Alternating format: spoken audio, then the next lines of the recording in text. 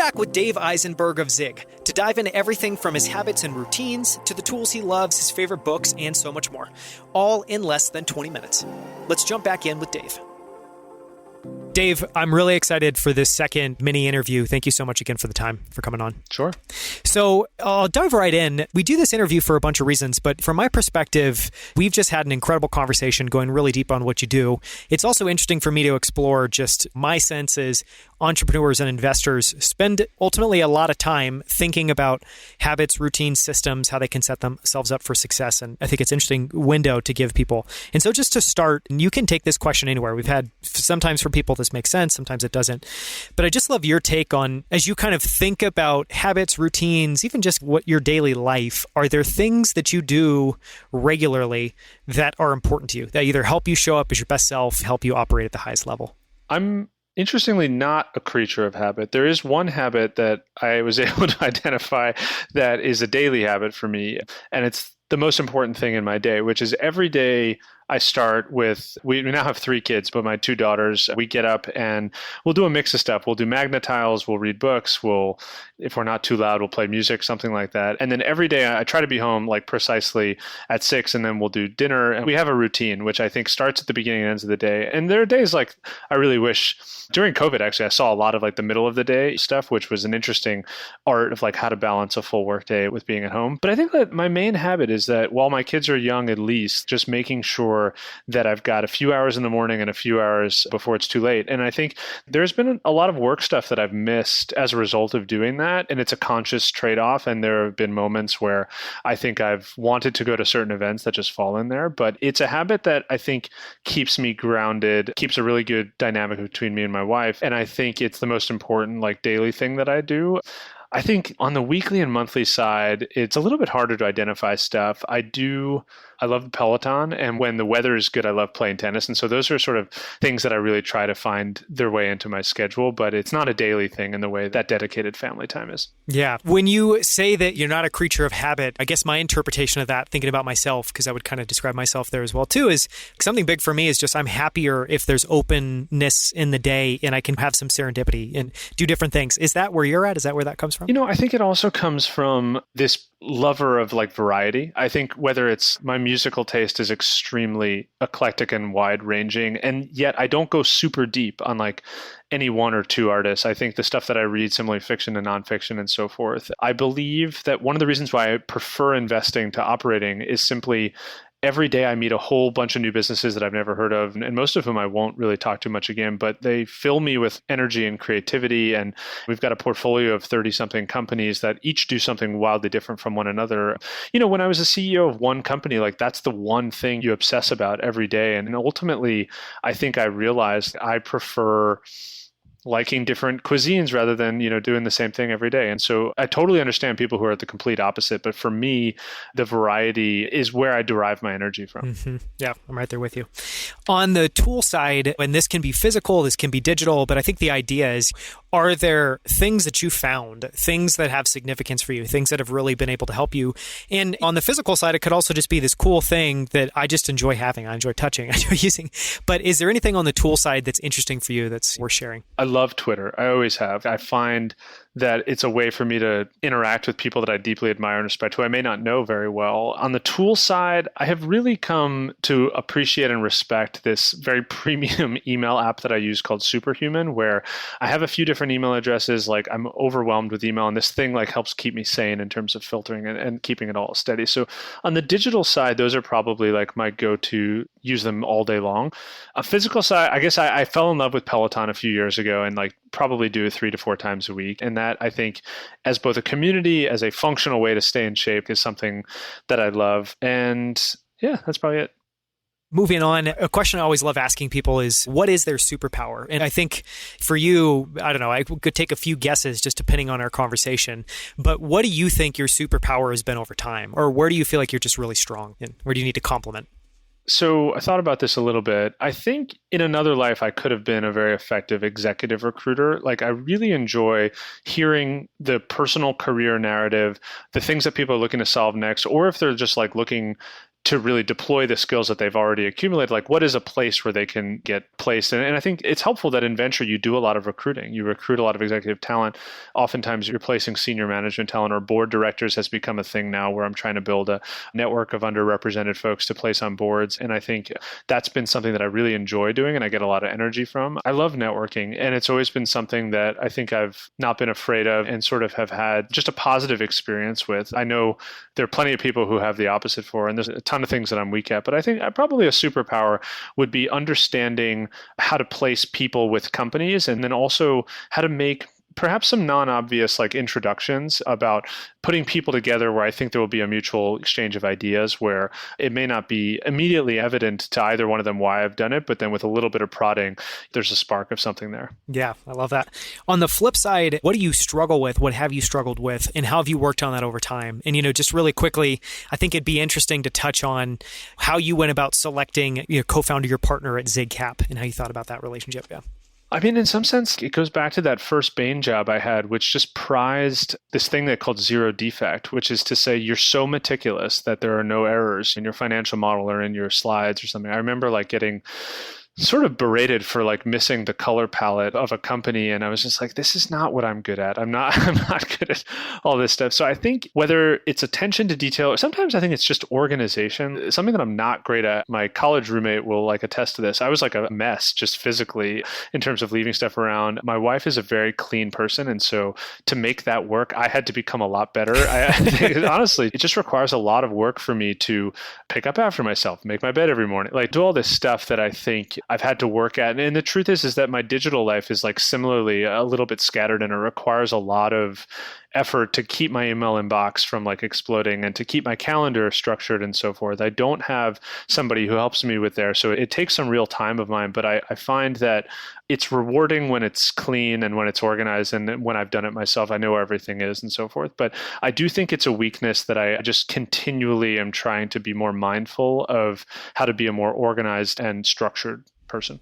I would love to ask about people and figures that you admire. And I guess the specific vein is, I feel like in venture, obviously, you're in an industry where there is this lore of, there's just a lot of people that you can look up to, that some that are still investing, some that invested previously, some that led really significant funds, and similarly on the entrepreneur side. So I guess just focusing on entrepreneurs and investors, are there any figures there that you've drawn inspiration from or just really admire?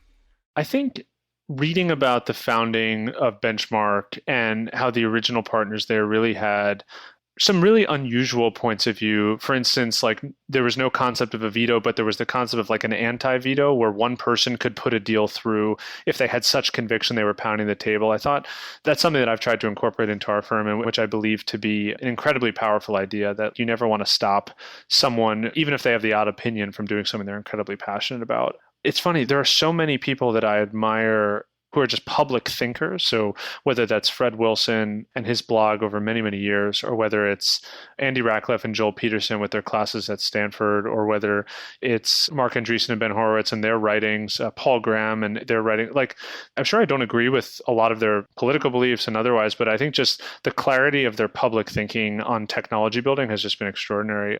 Outside of entrepreneurship and technology, a person I deeply admire is Winston Churchill. I just finished a book called The Splendid and the Vile, which was an extraordinary account of the early years of World War II before America came in, and how he just had this level of moral clarity that I think held the Germans at bay. And as someone whose family was like deeply impacted by World War II in a negative way, I think I just have this incredible admiration for that level of heroism and also just belief and courage. Those are just qualities that I'm glad I don't have to practice in a way like that. But I think just remembering that so many other people have done such things that have enabled us to live in the world we live in today is quite helpful for me. Yeah, absolutely. I've not heard of that book. We'll link it up in the show notes. It sounds great. I guess similarly on that tangent, do you have favorite books? And this can be in any vein, any direction.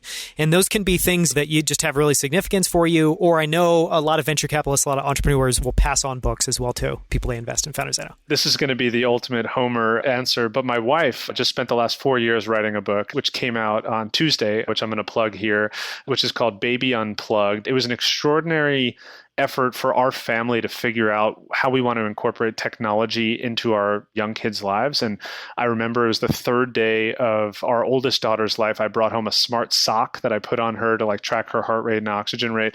In the middle of her first night at home, the thing lost its Wi-Fi connection and started blaring an alarm in the middle of the night. We lost like 10 years of our lives when that happened. But, your hair went all white. Yeah, totally. And it started this like process that she really led in a highly self-directed way to figure out what is our household's philosophy on screen time and on educational programming, and like when they're watching TV, what do we want them to watch? And I think she just did such an extraordinary job of researching from first principles. What is the current experts? What do they say about technology? And then where can I just trust my gut? Because there isn't research there. And so I think she put it all into a book.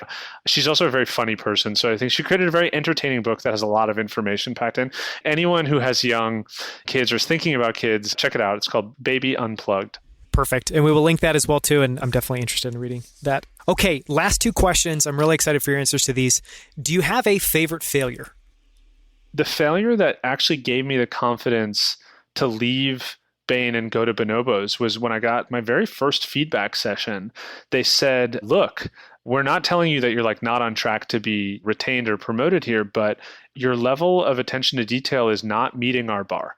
And you have these other qualities that we really like. You're nice to people, you're exuberant, you're a good communicator, but you just have to be much more careful in your Excel modeling and in your PowerPoint stuff. And it was just this like, I don't want to. I don't want to be the best at those things.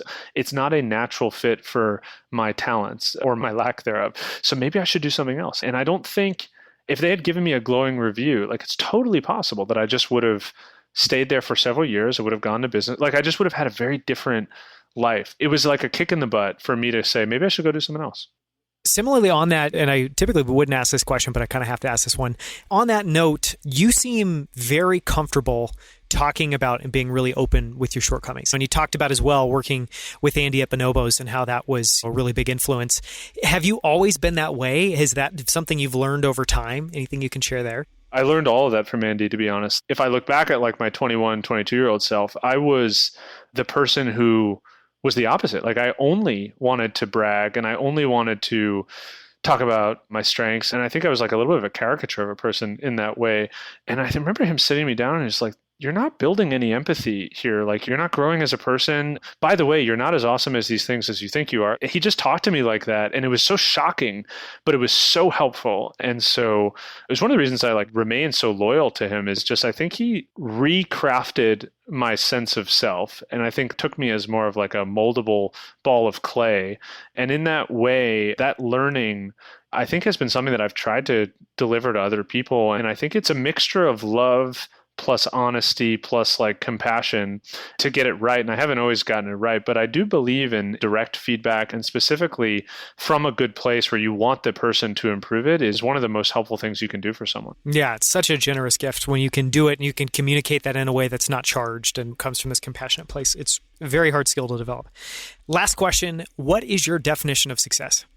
I think it is finding ways to live a life that are at the intersection of things that you find really interesting, so you enjoy doing the way that you're spending your hours, with things that you're very talented at, or maybe even uniquely so, and then things that allow you to live the type of life that you want to lead. If you want that to be a very expensive life, like living in an expensive city in an expensive place, like you have to factor that in as optimization. There's a lot of people who don't want for that. And I say more power to them. The less you need, I think the happier you can be. But there's no recipe for success that is universal. Like I think everybody's on their own journey to find the overlap of that Venn diagram. And for me, it took most of my career was operating in an adjacent place to where I ultimately wanted to be. And so I think having patience to figure it out is right, but also maybe not being afraid to take some risky things. For me, jumping from a traditional career path into a highly untraditional one was the right time in my life to take that risk. I had no meaningful liabilities at the time. Like it was just a time and I could do it. And I was lucky that it paid off. But I think creating space in your life where you can take some risk in case you want to do something that is not a sure path is something that might lead to success. Any advice for someone that is at that intersection right now where they see something that's exciting, they want to take that leap, but they're maybe having a hard time mustering the courage? Any advice you'd give them? Yeah, I would say go seek out people who may have a similar life background to yourself, who did it and then landed in the place where they did, and see if there's anything that you can take away from studying the choices that they made or the way in which they did it that will give you that extra boost of confidence. I think a lot of what I've done in my life has been from watching other people and then trying to mirror that in my own life. And I think everybody can find someone for whom they are inspired by, and ultimately that might be the thing that pushes you into that decision.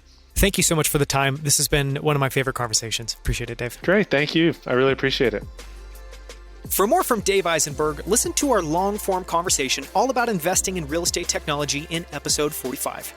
You can find the show notes and transcript for this conversation at outlieracademy.com/45.